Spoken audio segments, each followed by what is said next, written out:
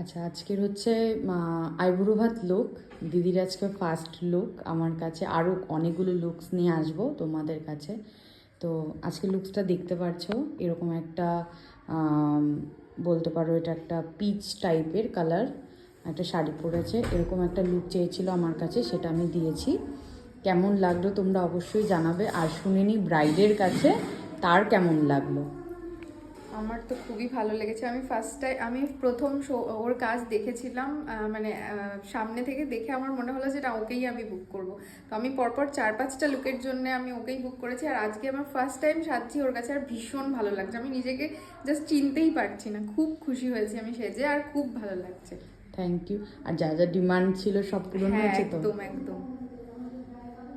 Thank you তোমাকে এত সুন্দর থ্যাংক করে ইউ সো সাজিয়ে দেওয়ার মাচ। জন্য। আজকে আমার লোকেশন হচ্ছে পুন্ডিবাড়ি। আমি পুন্ডিবাড়িতে এসে সাজিয়েছি। আর এই দিদি ভাইয়ের আরও